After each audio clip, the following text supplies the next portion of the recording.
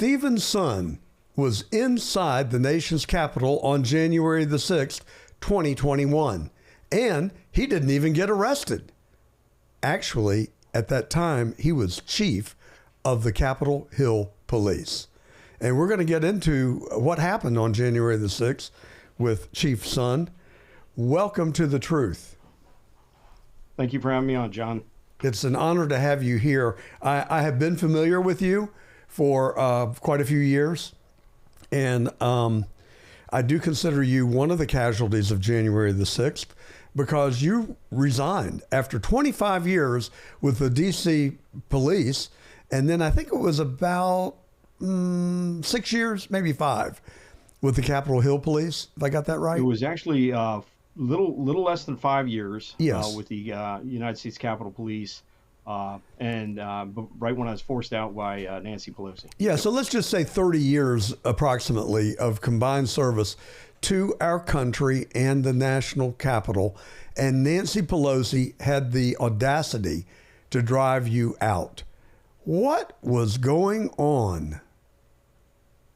Wow, where do you want to start? That's a big question. So yeah. A lot of your viewers might know me as the chief. They may have seen me on TV before, but if you want, let's just get into it from the beginning. We can talk to it coming into January 6th if you want, and I can kind of set the stage. What works best for you? All right. So I have actually worked on a lawsuit in Georgia, Jeffers and Satir versus the Fulton Board of Elections.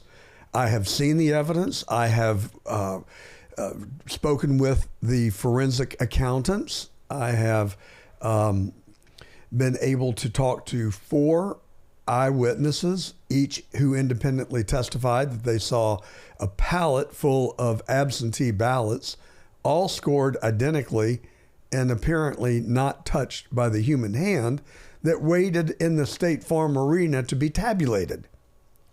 So I don't know what happened in the other swing states. What I do know, and I will go to my grave maintaining it, that the Georgia election was stolen. So a lot of people who feel similar to me went to the Capitol on January the 6th to support President Trump. It appeared to me that they did so peacefully, even when they marched to the Capitol. But it also appeared to me that they were provoked. Do you think that your men some way, or maybe there was another detail, provoked the people in Jan 6 to become less than peaceful?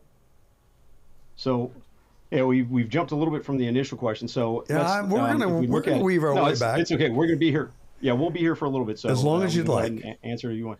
So there's a lot of questions about federal agents being in the crowd and being provoked by my officers. I'll tell you, I've handled many major events. I've handled many major demonstrations, inaugurations, violent inaugurations, and that's interesting because they're always the Republicans. 2001, 2005 with Bush, 2009 with Clinton. I'm sorry, with Obama, 2013 with Obama, and 17 with Trump. I helped coordinate those.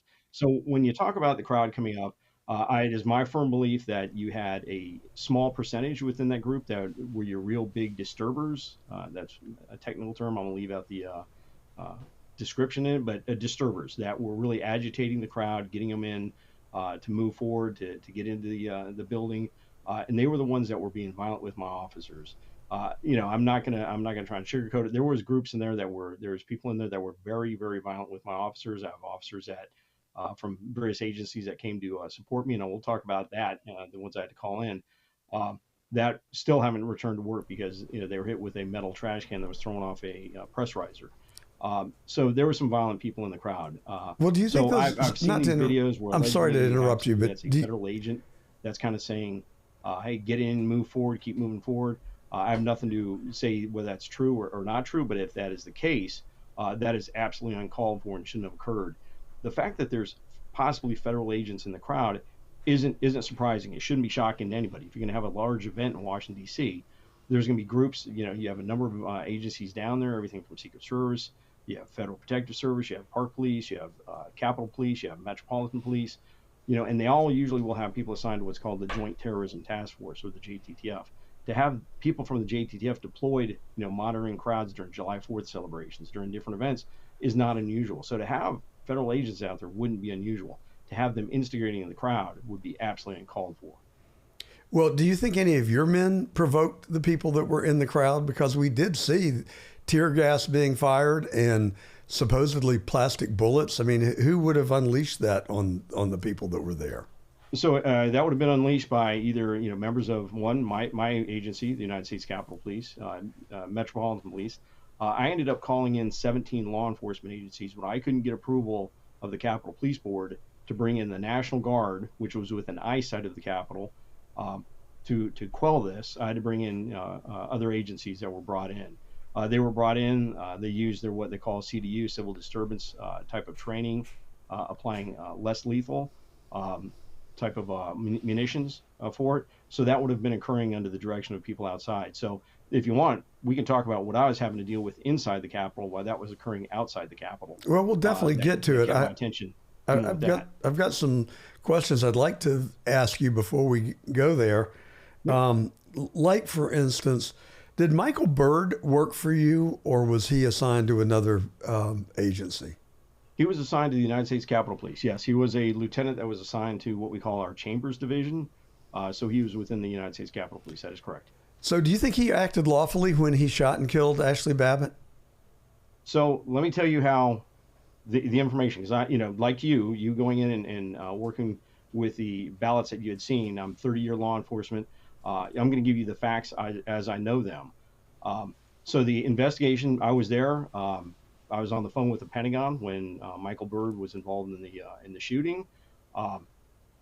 Never spoke to Michael Byrd after that. Never met up with Michael Byrd. Never reviewed a piece of information. What you're going to find out is, as we go through this discussion, what I attempted to do in advance to even prevent that riot from occurring.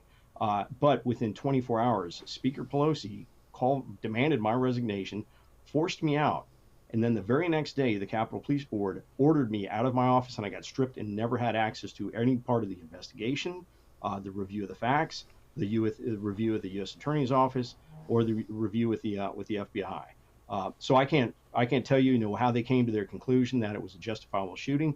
I've had actually absolutely no access to that. So well, you can look at it. That's my information. I can't tell you, based on the investigation, this is what we found, because I was stripped from it. I wasn't even involved in the investigation. Well, Chief, you can look at it on YouTube, as I've done multiple times. It looked like cold-blooded murder to me. I mean, Ashley Babbitt, if I'm not mistaken, was 5'3". She was unarmed. There's some question about whether she was climbing through the window or being pushed through the window. But in the worst possible scenario, if she had gotten through the window, there were 6 police officers there that were very large. I mean, why not wrestle her to the ground, put the cuffs on her, and prosecute her for trespass? I'll just be honest with you. It is very disturbing to me when I watch those videos. And I'll tell you, it is disturbing to watch. And any loss of life is absolutely tragic. You're watching it, and when that shooting occurred, it was probably 2:43. I think it was 2:43 p.m. when the shooting occurred. The riot got out of control on the West Front at 12:53. They broke the first window of the Capitol right around 1:14 and started climbing in the Capitol. So when that shooting occurred, this had been going on. The riot on the West Front had been occurring for almost 2 hours. So when that occurred and got there, so what was going through the officer's head, what he had been listening to the radio, I can't attest to. But I agree. Any loss of life is tragic.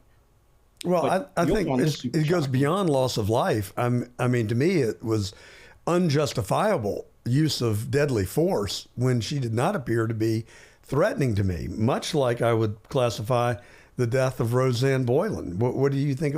Who were the officers who literally beat that lady to death in the tunnel? Yeah, again, other than what I've seen on YouTube, those were Metropolitan Police that were down there. I believe that was by what they call the Lower West Terrace door. That was Metropolitan Police that were involved in that. Again, other than what I've seen on video, I have nothing else really to add to that.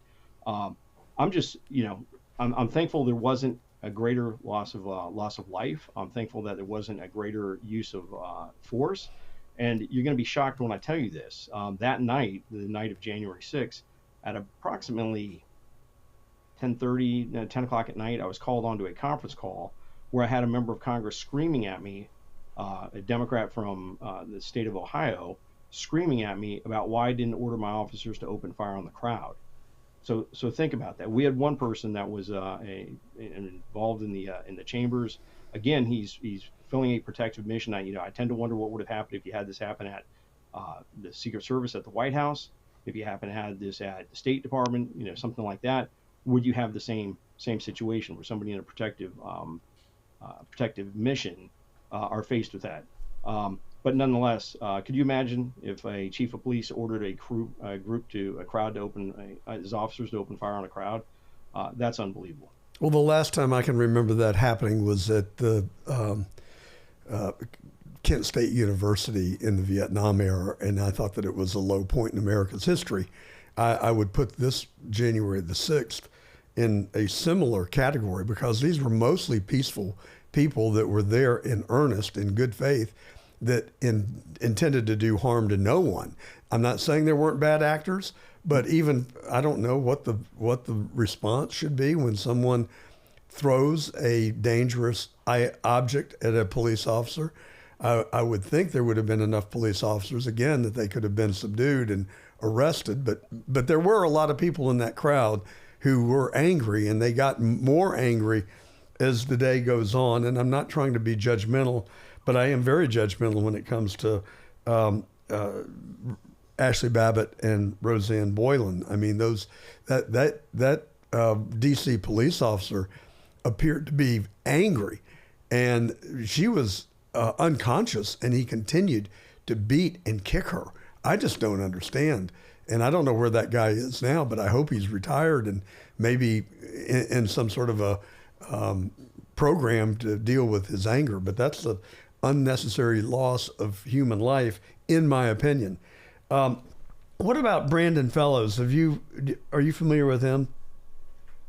Brandon Fellows, the name might be a little familiar, but not right off the top of my head. So he was a 19-year-old who entered the Capitol and basically went into the Hall of Statues and conducted his own self-guided tour. He left the Capitol on his own volition, and encouraged to leave by no one. He just spent 20 minutes there. Was he the individual that committed suicide? No, he is alive today. Actually, he's the guy, if you recall. After he got out of prison after 3 years, he attended a hearing in the Capitol where Anthony Fauci was testifying, and he sat directly behind him, and he made national news because he was mocking Dr. Fauci. This guy, I think, you could consider him a patriot. He's young, he's immature, although I think he's probably grown up a lot. But he was really treated horribly while he was in prison. He was in solitary confinement for a number of weeks. And really all he did was go into the Capitol and walk around the Hall of Statues and then left. No one told him to leave. No one told him he couldn't come in. And then you had the Sharman who entered the Capitol. And I don't know if they were your men. I think they were, that actually invited him into the Senate chambers, and he went up on the rostrum and led the people that were there in prayer. And he was indicted for being an insurrectionist. I think those charges were later dropped, and he may have been, I don't know if all the charges were dropped or he was. Well, he served some time before the charges were dropped, though. Right. He absolutely. Correctly, he served time. Yes. I think it was reduced to time served or something like that and charged with trespassing. Yeah. So a couple of things there. Yeah, please. One, it's my understanding, Shaman, I'm drawing a blank on his name. Me too. But we know who we're talking about. Was offering some of my officers, hey, I can help you get them out. And that's when the officers walked him around and walked him into the chambers and solicited his assistance. This is what I've learned afterwards to get them out. But one thing I've said all along, again, I've been in policing for 30 years. I've been in policing in Washington, D.C. for, 30 years, but really on the streets of Washington, D.C., 25 with the D.C. police. I've made many arrests. I've seen how they prosecute people. I've never seen a group prosecuted to the extent that this group was prosecuted. I do believe when you have unlawful entry, and we've had protesters get into the Capitol before, to be prosecuted to that level, I've never seen anything like it before, and I don't think it was appropriate.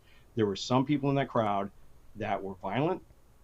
The time should have been commensurate with the crime, but to go after everybody in that fashion, is, for me, I was shocked by it. The largest investigation in FBI history. Let me take you back to 2020. Let me take you back specifically to March 30th, March 31st, June 1st, 2020, down at the White House. You have 3 days of riots down there. You have rioters trying to light the Willard Hotel on fire, an occupied hotel. They burn the Christ Church. They burn National Park Service buildings, and not a single person is charged. Charges are dropped against people.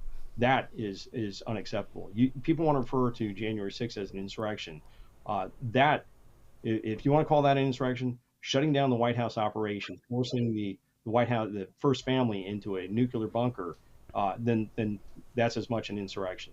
More officers were injured, more property damage was occurred during the protests at the White House than at the Capitol, and you didn't see a single person charged. That is unacceptable. That's when you want to talk about the weaponization of the judicial system. That's it right there. Here's what I'm sort of wondering, frankly. You seem, and this is not a criticism, but you seem somewhat unaware of the state of mind of the officers that behave worse than bad. You don't seem to really know Michael Byrd's justification in his mind, and in all fairness, you weren't allowed to. You were forced out before you were able to do any kind of an investigation. I've heard you. Mm-hmm. But what I'm wondering is, do you think that there is a possibility that some of the people, even in your own department, were actually taking orders from someone else and may have been directed to do things that you were completely ignorant of or did not have the opportunity to know? And I'm just asking. It feels that way to me, but I'm not making an allegation. I just genuinely, intellectually am curious whether you think that that's a possibility. So when you say you feel like maybe I'm a little disconnected with what was going through their minds, what they're dealing with at the time, is that what I'm understanding, correct? Well, it doesn't seem to me that you have intimate knowledge of Michael Byrd and what led him to do what he did, which in my view is commit murder.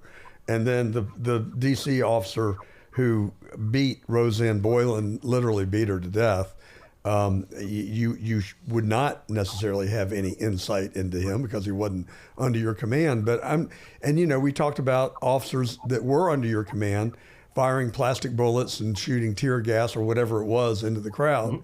Mm-hmm. I haven't heard you say that you gave that order or that someone under your direction gave that order. So if you just need to think about the chain of command, and then I want to take you back and tell you what I was dealing with inside the Capitol. Sure. At the time. So within the Capitol Police Department, you have me as the chief. I have two assistant chiefs. They're chiefs of operations, so they're handling all operations. Both one is the chief of operations for the Executive Protection Unit. They handle all the congressional DPD, dignitary protection, congressional protection.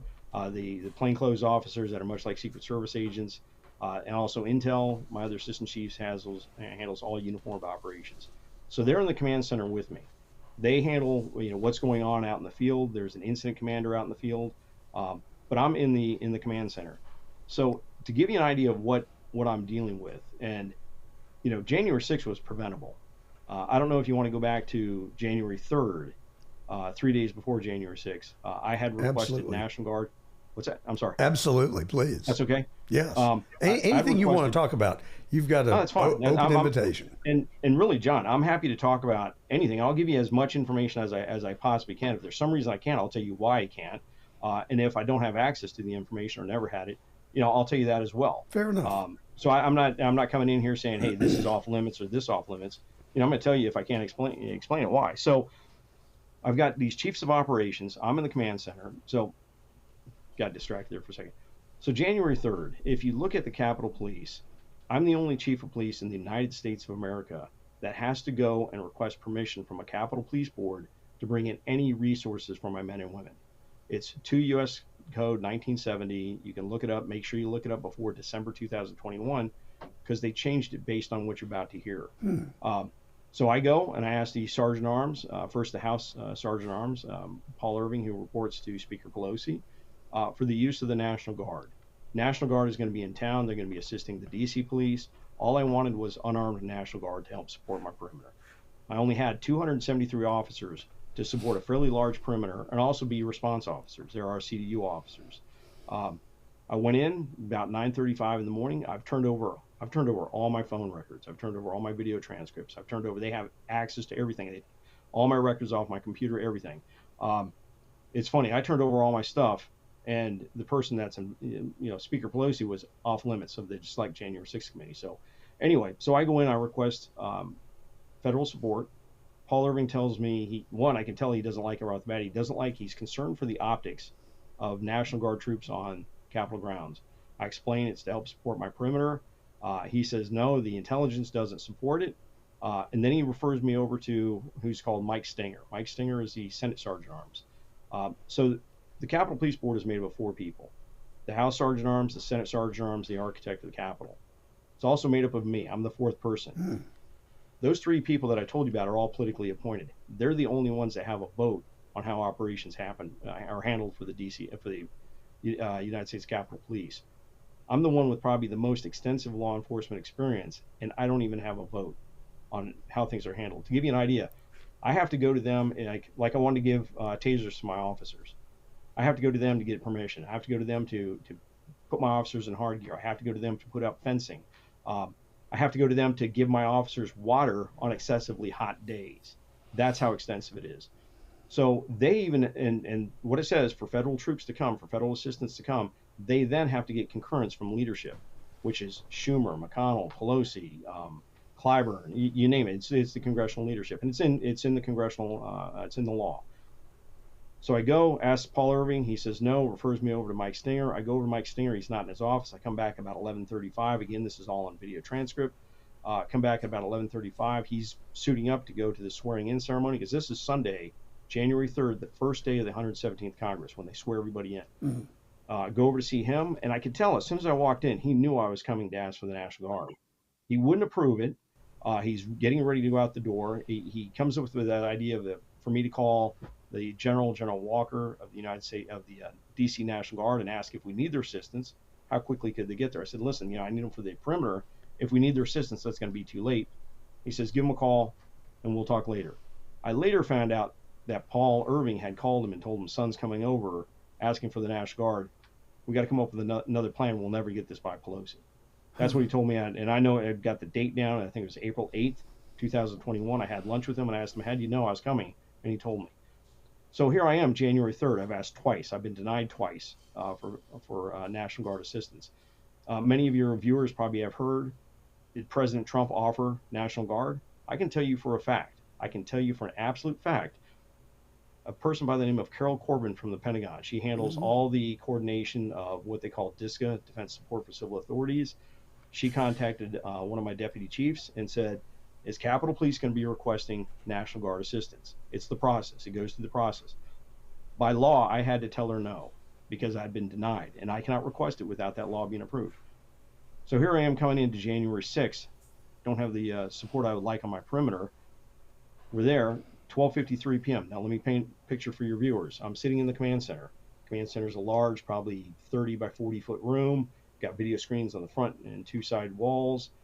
Sitting behind me, right behind me, are 3 representatives of the Capitol Police Board, the very people I have to go to and request permission to bring in any federal resources.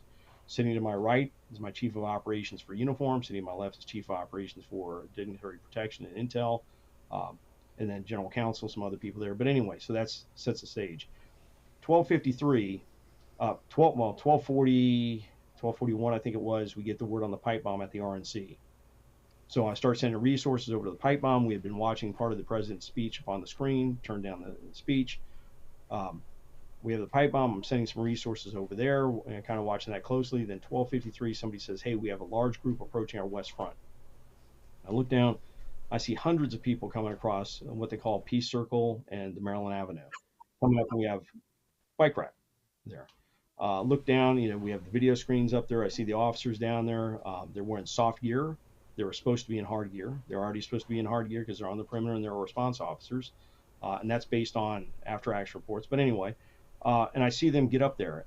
What was unusual is there was people within this crowd. I've handled dozens of protests. And you get the agitators that'll start screaming, they'll start yelling, they'll hold up their signs, they'll get some bullhorns, they'll start getting in the face of the officers. This got very contentious, very aggressive, very fast. This is one where you had an individual that had been seen down by the White House the night before telling people you got to get into the Capitol. He's down there whispering into protesters' ears. That would be Ray Epps, that I think you're referring to. Ray Epps, right? Then are attacking my officer shortly thereafter. I see that occurring. I turn to my chief of operations next to me and go, "Hey, where's our CDU? Get our CDU down there now," because you could tell they started pulling out the fence. They started swinging at the officers. So I see that going on. Reach out to MPD. Said, "Hey, can you send us some resources? Because that's where I came from. I know where what they have down there." And at 12:58, I called Paul Irving, because by law, and even in an emergency, the law still requires that I go to the Capitol Police Board and get permission to bring in any federal assistance from my officers.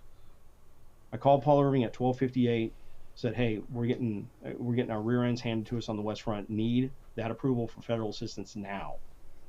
What does he tell me? "Let me run it up the chain." I will never forget that as long as I live. Let me run it up the chain. Up the chain for him is up to Speaker Pelosi. Sure. The law says he has the authority in an emergency to grant me permission to bring in federal resources, but he won't. He wants to run it up the chain. Do you know how long it took that crowd to kind of work its way up to the Capitol and break the first window of the Capitol and start entering? I really don't. I'd say a half 20, 30 minutes. Well, I usually hear right around 10, 15 minutes. It took 81 minutes. 81. It took 81 minutes for that crowd working its way up. And again, I agree with you. Not everybody in that crowd was aggressive, but you did have some core group of people that were very aggressive with my officers. We were having to evacuate construction workers off the inaugural platform. Tools were left behind. There were some people that were grabbing some of the tools and using them against the officers as well. But again, it's a core group. For 71 of those 81 minutes, I repeatedly kept calling the Sergeant Arms, both the House and Senate Sergeant Arms, requesting permission, and was repeatedly denied. Told any minute, we'll have permission any minute. Think about that. For 71 of those 81 minutes, I was repeatedly denied the opportunity to bring in any federal resources from my officers. So I'm up there. So this just gives you an idea of what I'm going through. So I start picking up the phone and I start calling every chief of police I knew, just asking them, "Hey, send me whatever resource you can." So I had Metro Transit sending me people, I had Park Police sending me people, I had Arlington, Alexandria, Fairfax sending me people because I couldn't get a permission to bring in National Guard. And I'll tell you, William Walker, the commanding general of the DC National Guard, had said if Sund had gotten permission, he could have gotten 150 troops there soon enough, and they could have possibly prevented the breach of the Capitol. The other important thing to realize is even the congressional reports, the select committee, they interviewed me, but they didn't want me to testify in public because I would have explained to them exactly. I was denied before it. I was denied while we were under, where we were dealing with the riot on the West Front repeatedly. And they didn't want to hear that. It got very contentious over that. But anyway, under Chairman Barry Loudermilk, the current investigative committee for January 6th, they put out a number of reports. But one of the reports says specifically, if the Senate and House Sergeant Arms had approved Sund's request, it is likely the Capitol would have never been breached. And that is a quote out of their report. So I did everything I could to try and prevent that ahead of time. So I'm in the command center dealing with that. I have my chief of operations that should be dealing with operations. We have an outside incident commander that would have paired up with any of the agencies that come. They would have come with a official to pair up with that official. So I'm up there having to deal with that. 209, I finally get approval. I start setting up what's called working with the deputy chief to set up a resource staging area. So as they're coming in, we can brief them, we can swear them in and get them to where we need the officers. And then 235, I get called on to a call with the Pentagon, where now the Pentagon is telling me we don't like the optics of National Guard at the Capitol, and now they're denying my request. And I'm on the phone with the Pentagon when we had the shooting of Ashley Babbitt. So that's what I'm going through. I'm having to deal with that bunch of minutia when I could have been overseeing a little bit more of the operations, trying to get resources from my officers.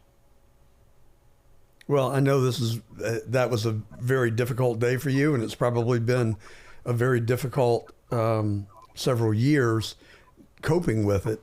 I want to ask you, you talked about aggressive people in the crowd, and you alluded to Ray Epps. The thing I don't understand, I love Jim Jordan. I love Senator Kennedy. I love Rand Paul. You go down the list. They're great at oratory. And I had dinner with Jim Jordan not too long ago, this year. I think it was April or May. And I just asked him, I said, why have you not subpoenaed Ray Epps and brought him before the Judiciary Committee and have him bring his bank records with him, and let's find out whose payroll was he on? It would be, it's sophomoric. And he sidestepped the question. He wouldn't answer it. Kind of like, no offense intended. You sidestepped my question. Who gave the order to fire on the crowd with plastic bullets and tear gas or whatever the substance was? Did you issue that order? Did someone under your command issue the order? Would have come from our incident commander that was signed on the outside, working with the other agencies coming in. So they're the ones that would have coordinated. He had the authority to issue that, and he would have been the one that issued the directive to do that. Were you aware of it in real time? We were watching some of the munitions being deployed, so I was aware that munitions were being deployed. Were you okay with it? Did you countermand them at all, or again? Unless I'm out there and I know exactly what's going on, for me to sit up in a command center and countermand, somebody that's in the field, dealing with it, that wouldn't. I don't think he's trained. He knows what he's supposed to be doing, and I would hope that he's doing it. I've got an assistant chief for operations sitting to my right that should be overseeing what's going on, while I'm having to deal with bringing in federal resources for my fair office, enough. Which is what fair enough. And I shouldn't be hope that my chain of command would have been doing what they're trained to do, what they're supposed to do, and what's legally they have the authority to do. And I shouldn't be a Monday morning quarterback here from the comfort of my living room several years later. So I get your point, and I accept that. But what about Ray Epps and the other people that we think may have been provocateurs? I'll tell you when my instincts really start getting the better of me is when people are dishonest. Christopher Wray, under oath, testified before the Judiciary Committee, and I think he said that there were, I don't know if he gave a number, maybe 2 or 3 that FBI contract people may have been in the Capitol. And then several months later, he revised that number up to 26 or 27. I'm still waiting for the 3rd revision, frankly. But are you inferring, do you believe that there were provocateurs in that crowd that day? So when you talk about provocateurs, you talk about confidential human sources, CHS. That's right, yes. Which he had referred to. So we're talking a couple different things. I watched Christopher Wray testify. I was really surprised when he said, one, there was no agents within the crowd. I can tell you, his agency, and I found this out afterwards, the days before was tracking a couple, I think 3 domestic terrorists that they thought were coming to Washington, D.C. And then on January 6th, that had jumped up to, I want to say, 18, 19 domestic terrorists that they believe were going to be attending this in the crowd. Who do you think they're tracking those people with? It's not like they're tracking them, they're just sending out, they're going to be tracking them with agents. So I was just kind of surprised that, here you are, you've got him saying he doesn't think there's going to be any agents in the crowd. If you think you have domestic terrorists coming to an event in Washington, D.C., you think you're going to put some resources out. I'm not an FBI agent, but I just think that's smart. That's what you would do. But now they're, explaining that now there's up to 26 of the CHSs that are in the crowd. And it was the CHSs, the confidential human sources, that they were using to track these individuals. That just doesn't hold water in my terms. So yeah, I'm not surprised that number's out there. I tend to wonder what the real number is, but I was kind of surprised when he said initially he didn't think there was any agents in the crowd. Well, just hearing your explanation really does change my framework a little bit. I mean, if there were in fact 18 or 19 domestic terrorists that they suspected that were coming to the nation's capital, I think that's absolute justification for having FBI agents and confidential human sources in the crowd. That's all I would have needed to have heard. But why wouldn't he have just told us that? Why be less than forthcoming, unless that they're worried about creating fear in the minds of the American people? That could be a justification, but I would think that when he testified behind closed doors, he could have just been transparent and have said that. And we don't want to fearmonger the American people. But I mean, 18 or 19 domestic terrorists, I think that's legit. That we would have been proactive. The truth is always easy. That's why, Yeah, when you talk to me, it's 4.5 years. This has been 4.5, really really tough years. When you talk about being forced out, I'm forced to resign. I'm stripped of my retirement. And think about that. I'm the person that actually tried to stop it. So it's been a tough 4.5 years. But people ask me all the time, are you willing to talk to this person? Are you willing to talk to this person? Yeah, because guess what? You're going to get the exact same story. It doesn't matter if I'm talking to Stephanie Rule with MSNBC or Tucker Carlson. I'm going to tell you the exact same thing, because when I start making BS up and I start making lies, it gets really difficult. It's So hard to why recover don't we from just that go once out you're found and out, say the or truth? once anyone is found out. Yeah, Then say the truth. It makes it a whole lot easier, and I think that's what the people, American people, want. so well, I just gratuitously, I will say, you appear very legitimate and truthful where I'm concerned. And I appreciate that very much. And I will also say that I cannot imagine how I would react if I were in your shoes and had done my job for 30 years and I was summarily drummed out based on what I consider to be a political operation. That's what I truly think. My state of mind, my paradigm is that they stole the election from President Trump. They knew that people were coming to Washington because they were legitimately upset about having their franchise stripped from them. Good for them for taking a stand. Things, whether they got out of hand because of the people who were there or because of people that were provoking them in the crowd, it became political theater, and I think Nancy Pelosi capitalized on it, and in an attempt to get people to focus on that rather than the 2020 election. That's what I truly believe, and I think a lot of Americans believe the same thing. And it is inexcusable, it is uncalled for, and shame on the people that did that if what I said is in fact true. And there's more than a little evidence, there's a legion of evidence to support that.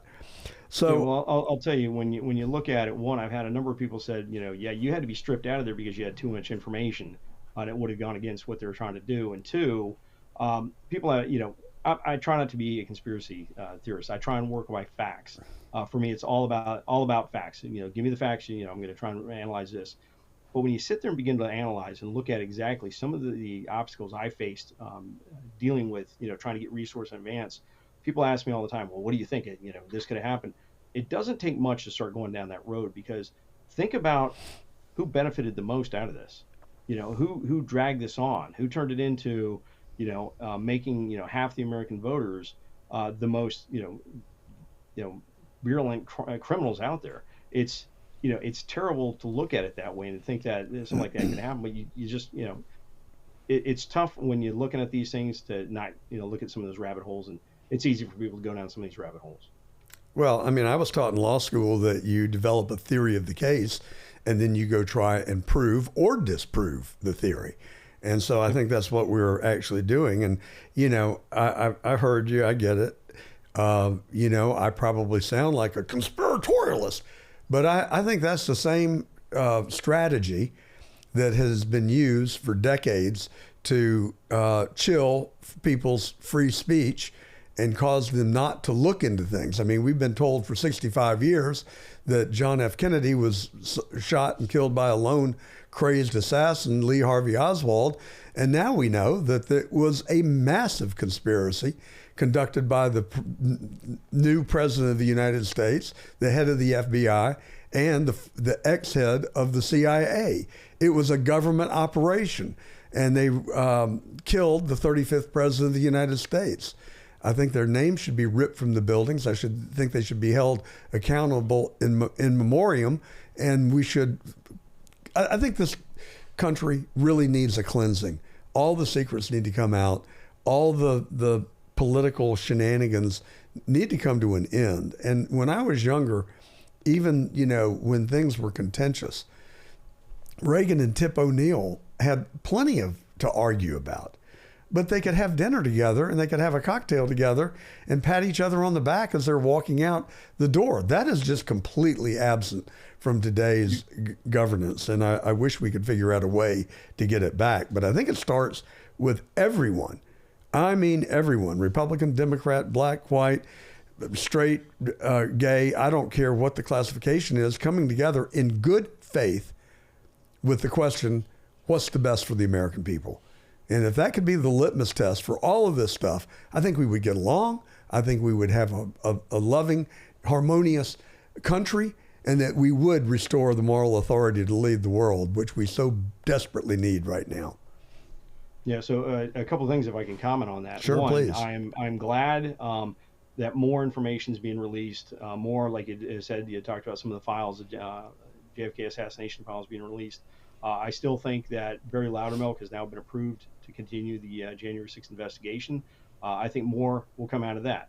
So I'm glad that is happening.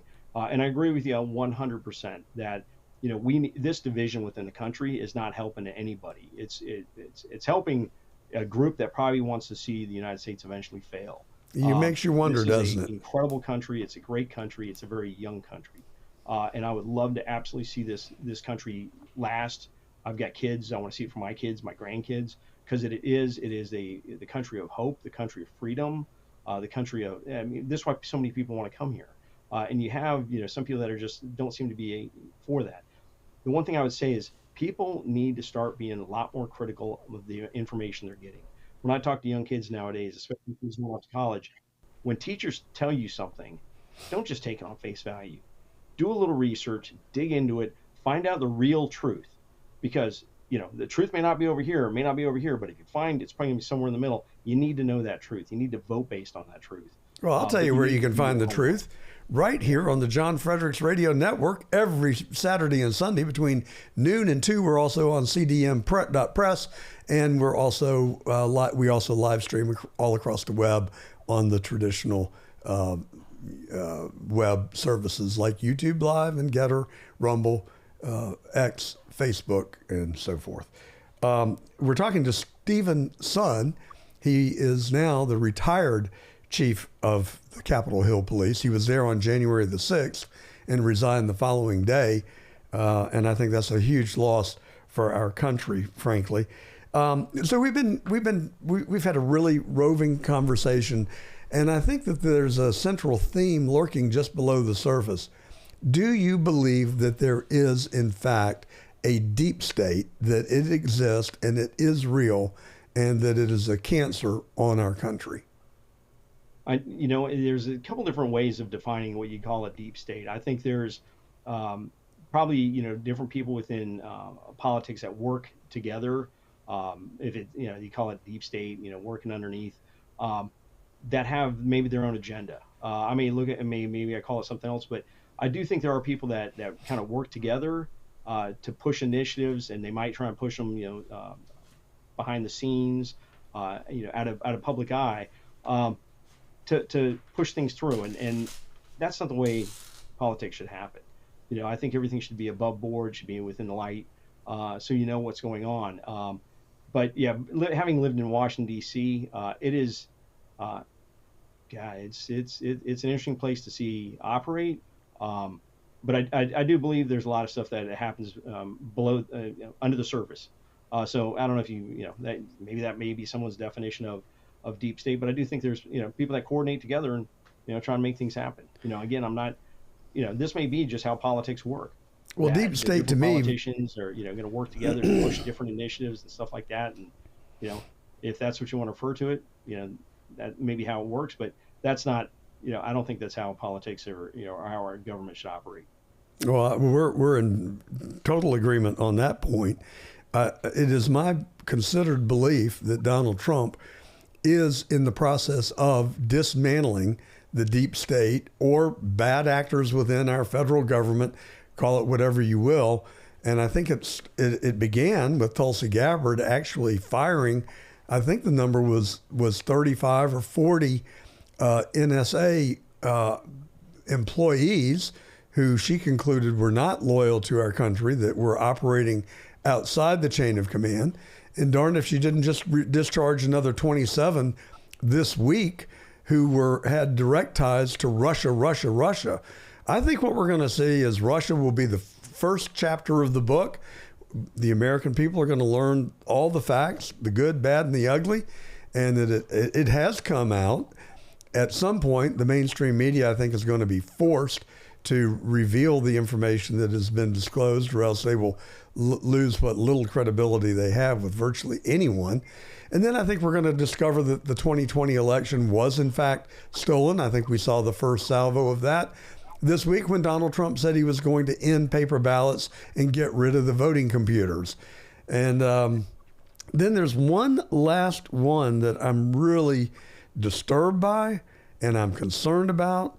And I think this is deep, my belief, without direct evidence, but when you look at all the indicia, I think it is fair to ask the question, did the deep state try and assassinate Donald Trump in Butler, Pennsylvania on July 13th, 2024? Your thoughts?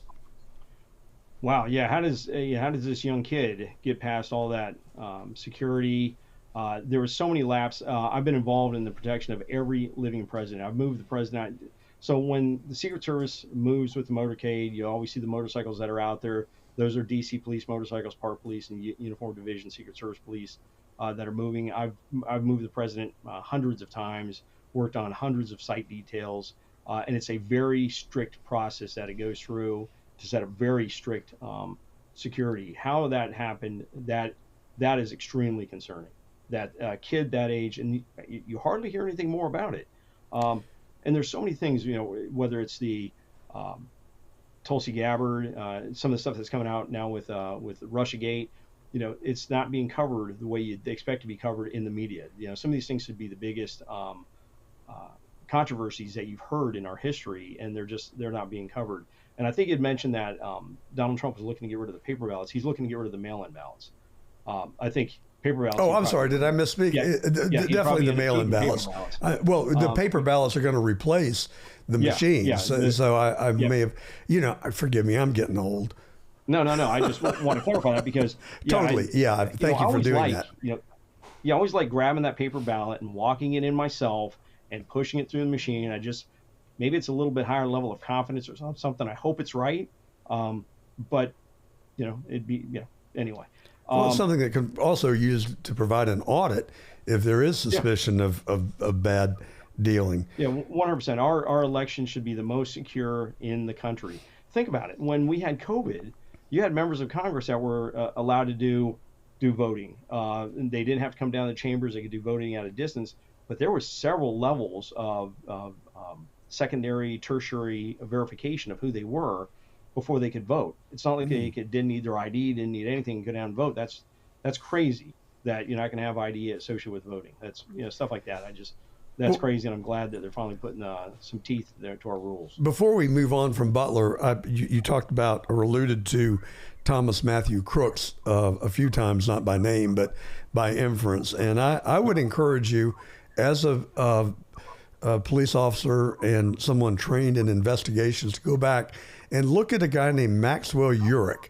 Right after the attempted assassination, a white van was on all the media outlets being towed away from Butler, and we were told that van contained munitions.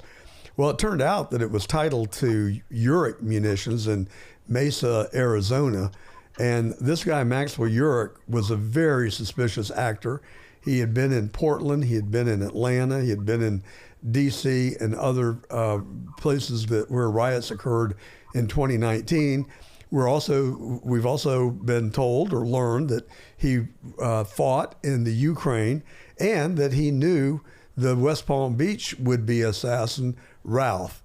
So if you also, one last little factoid, and I talk about Butler every day, not because of an obsession with Butler, but an obsession with wanting to live in a country that is ethical and moral.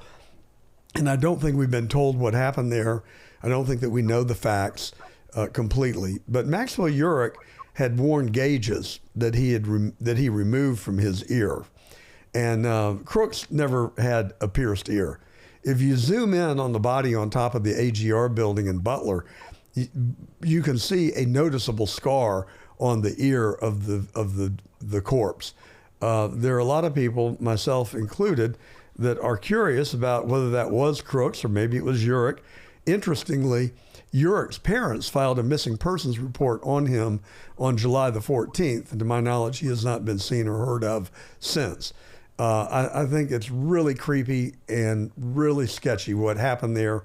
And it does seem to me to have the marks of a conspiracy, if you will, by some number of people. We just don't know who. But I want to know. I desperately want to know. I don't think that this president is going to be safe until we really know what happened in Butler. And I'm worried about it. I'm worried about his safety, frankly. I truly am. Oh, I worry about the president's safety all the time. I pray for his safety. I worry about it. And you're absolutely right. If this Urich individual has all the connections that you have gone through, that raised a number of red flags. But yeah, it's interesting. We're not hearing as much information about Crooks. You'd think that we'd hear. Allegedly, he had a number of encrypted devices. He had a couple of devices to set off explosives. I mean, this is a young kid that they seem to be. It's pretty sophisticated type of stuff. But just to be able to penetrate into what usually is at least a 1,000-yard, extremely strong security perimeter around any presidential event, just is extremely concerning. And that was close. And then look at how the media responded. He fell. He didn't really get shot. Christopher Wray told us maybe it was just shrapnel. That's another just flagrant misstatement of the facts. Just shrapnel. But what's interesting is not every one of his rallies were covered live. Wasn't it interesting that one was being covered live? Absolutely. I've heard that raised, and it makes me go back to January 6th. Wasn't it interesting that Speaker Pelosi had her daughter there with her, Alexandra Pelosi, filming during January 6th? Yes. It's just interesting.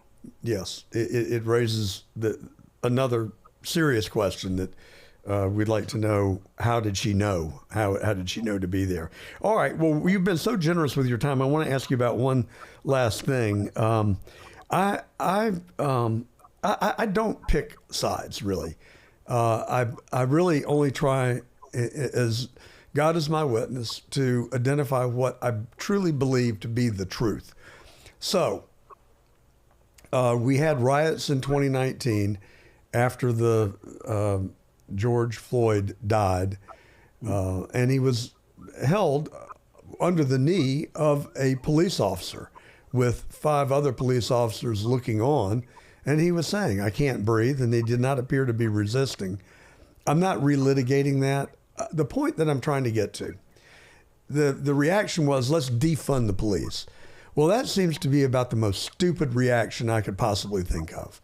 I love law and order, and I actually love the police. I gave free rent to 2 police officers in the worst zip code in America through my charity in Atlanta called the Friends of English Avenue. And after the police had gone in and killed Katherine Johnston and shot her full of 6 rounds of ammunition, she was guilty and suspected of nothing. They just secured a no-knock search warrant, and they got the address wrong. They went to the wrong damn house, but they killed a 92-year-old grandmother and then tried to cover it up. But my point is, in the aftermath, we moved police officers into the neighborhood, and they established relationships with the 6,000 residents, and they attended church there and lived there. And the whole dynamic changed overnight. The police would now come, and the tension level didn't go away, but it subsided dramatically. And today it's a much healthier place. So my point that I'm getting to is that why can we not just all agree that, like in every organization I've ever worked in, I've been in a large law firm, I've been in a Fortune 500 company, I've been in my own business now for 40 years. I have seen bad people in every single one of those organizations. And usually they're dealt with in some manner of speaking over time, but it's just part of the real world. Why can we not all agree that there are bad policemen? Not all bad policemen, the vast majority are great policemen. But there are cops with really bad attitudes that are there for the wrong reasons. And so why can't we just say, look, we're going to celebrate the good guys and we're going to hold the bad guys accountable and help career adjust them if necessary, or send them back into initial training and see if we can't straighten them out and give them a second chance. But why these extremes just make no sense to me? What do you think? So I agree with you 100%. There's some people that should never even be a police officer. I don't think there's any way to rehabilitate some people. How they get through the screening process, I have no idea. Not everybody is fitted to be a police officer. I've walked a footbeat in Anacostia. I've walked on Sheriff Road, Minnesota Avenue, Benning Road, Texas Avenue, 46th Place, some of the most violent parts of Washington, D.C. I've been shot at in the streets of Washington, D.C. But I built that relationship with the community that you talk about. They deserve to be treated with respect until shown otherwise. But these people that live in the community need the police. They want the police out there. And I developed such a relationship at times. We'd respond to crimes, and they'd point at me. There'd be other police officers of various demographics with me. They'd point at me and go, "We will talk to him only," because of that relationship you set up. So I agree that there are bad actors out there. There are bad police officers that shouldn't be police officers. Some may be minor that you can rehabilitate and you can deal with that. Others need to be held accountable, and that's part of being a leader. If your officers are looking for people to be held accountable, what do you have? The 90-10 rule. 90% of your staff's looking for how you're going to treat the 10% that are sick, lame, and lazy. Michael Byrd was promoted by the Capitol Hill Police after your tenure was over, and after he had brutally killed Ashley Babbitt. It's just, I can't shake it. I just cannot shake it, and that's what is frustrating to me. Is it's really hard to hold a cop accountable, and I'm not on a mission to indict all cops. I just want to make it clear I'm for the police, but I'm only for the good guys. And as we've stated, and you seem to agree, that accountability for the people that do not follow the law is appropriate and should happen. So I got two questions I want to ask you, unless you wanted to say something else about that before we move on. Go ahead. Well, we got law and order. Washington, D.C. we now know, not that we now know, but it's now in the public domain, is the third worst city in America for crime. Donald Trump said, not in our nation's capital. We're going to get rid of the graffiti. We're going to get rid of the homelessness, and we are going to get rid of the crime. And the left liberal politicians and the media say that this is fascism at its best. It's just a power grab. Yet murder's down 35% in 9 days. Robbery is down 50%. And what do you think about Donald Trump deploying the National Guard inside Washington, D.C.? Well, people weren't claiming it was fascism in 2015 when they were deployed into Baltimore. Stuff like this has happened before. We've done, when I was with D.C. Police, we'd do these type of initiatives in the past. They work. You'd get with the federal partners. You'd bring an FBI to deal with the most violent recidivists. You'd bring the DA to deal with the drugs, find out where they're going. They track the drugs, or ATF, the ballistics and tracking weapons. You'd work together. We'd even bring in the National Guard. We'd do it during Safe Streets. We'd do it during summer crime initiatives. So it happened regularly. If Mayor Bowser had said, "Hey, President Trump, I need federal assistance. I'm going to try and take over, crime in Washington, D.C." And you're absolutely right. When you look at the homicide rate across the country per 100,000 residents, usually 5, 6, it's above 30%. I mean, it's above 30 per 100,000 residents in the District of Columbia. That's absurd. So she would have been, if she had asked for that assistance, she would have been lauded as a hero across all the media spectrum. But because it's coming from the White House and Donald Trump had to invoke Section 740 of the Home Rule Act, it's looked at as fascism. Let me tell you, I've talked to D.C. Police. They appreciate the support. They're 800 officers short. They're at a 50-year low. They're dealing with terrible legislation that's been passed by a very liberal city council that is pro-crime, anti-police, that they're dealing with, that is allowing these criminals just to walk free. So they appreciate it. And I've talked to residents that live in Washington, D.C., that appreciate seeing the police out there. And you're right. Just to give you an idea, there hasn't been a single carjacking since this began. There hasn't been a homicide in the last 8-9 days. That hasn't happened in maybe since March of this year. So results are happening. It's just, again, being used as a tool to make the administration look bad. I think it's being very effective. I think it's going to continue to be effective. And it's appreciated by the men and women that work down there and the community that lives down there. Well, Chief Stevenson, thank you again for coming on The Truth Today. You're also an author. You have written a book called Courage Under Fire, the definitive account from inside the Capitol on January the 6th. How is the book doing, and where do we find it? So the desk I'm sitting at right now is the desk where I wrote that. I never planned to write a book. I started just doing an after action. When I got pushed out, I started just going through whatever information I could, started talking to people, started pulling stuff together, and then looking at what exactly has happened. And that's where that book developed from. It's now Tucker Carlson has endorsed it. Barry Loudermilk, who's the chairman of the January 6th committee, says it's the definitive. It should be the definitive after action for January 6th because you get the facts. As far as I know, it's doing well. Everybody I've talked to, it's a number of police agencies across the country have utilized it. I've gotten comments from people across the country, around the world on it. So I guess it's doing well. Haven't really seen a whole lot of benefit from it, but that's not the reason I wrote it. The reason I wrote it was to get the truth out there because Speaker Pelosi wasn't telling the truth. She actually just came out and twice she's put out tweets blaming Donald Trump for the delay of National Guard on January 6th. And twice I've had to correct her, and twice it's gotten over 5 million views, showing that the people really want to know the truth. For me, it was just making sure the truth got out there, for my legacy, for my family to know what happened. But it's been extremely well received, down on the Hill by members of Congress. And just to give you an idea, so Congress has supported the fact that if they had approved my request for National Guard, the Capitol would have probably never been breached. And then in December 17th, the last report Congress put out on January 6th for the 118th Congress, they actually exonerated me by name. Because Nancy Pelosi went on national TV, she called me out as the failure that caused that allowed the breach to happen, lied about me on national TV, saying I've never even called her. I spoke to her 3 times that night. And then forced my resignation. You refer to it as a retirement. I didn't retire. I understand that. I use that term very loosely. Without any due process, stripped of any benefits, I would have gotten, and out the door I went. So I wrote that to make damn sure that the truth was out there and people could read the truth. Any of your folks want to read it, it's available on Amazon. If they do, get the paperback. Paperback is the most recent one. It's the most up to date. And I think they'll find there's a tremendous amount of information in there. It does a minute by minute of what I was dealing with on January 6th.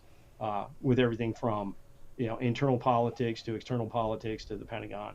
And they'll find it, I think, an eye-opener. So what's next for you, Chief? What's your vision? You're a young guy. I would imagine that you've got plenty of fight left in you and hopefully some ambition.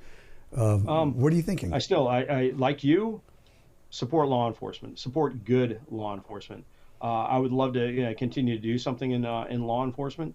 We'll see what's out there. I've made that interest known. I continue looking to see what's out there. I'm doing some teaching. I'm doing some lecturing in some the various people, GW University, some of their criminal justice programs, George Mason, George Washington, some of that type of stuff, but trying to see what's next. People have asked me, because I've been doing a lot of media recently on that federalization of the DC police, would I come down and work as an advisor down there? I'd volunteer as an advisor down there because I think they're doing the right thing. I think DC needs to be a model city. There's no reason that it's 67, 68 square miles. There's no reason that can't be the most pristine city in the world with a 0 crime rate, 0 homicides, 0 carjackings, 0 youths taking over neighborhoods, taking over street blocks. We shouldn't have that in the nation's capital. We shouldn't have that anywhere in America, but this is a good place to start, turn it into a kind of a pilot program that can be moved elsewhere, a model for other cities, and put them into place. It's just some cities, I think, really don't have a problem with the criminals, and that's sad. Where can our listeners follow you, and how can they communicate with you if they'd like to thank you for your 30 years of service? I'm on Twitter at Chief Sund. That's probably the best way. I don't tweet often, but when I do, I try to make sure it's pretty damn pertinent. There's probably something coming here soon, but so they can follow me there. They can follow me on Twitter. I'm on LinkedIn, but really Twitter is good. Well, Chief's then, son, Amazon. I don't know if I mentioned the book's available on Amazon if they want it. Yes, absolutely. And Chief's son is a pretty good hashtag. I bet you didn't have much competition for that one. But so thank you for coming on The Truth today, Chief. And I hope this is one of many.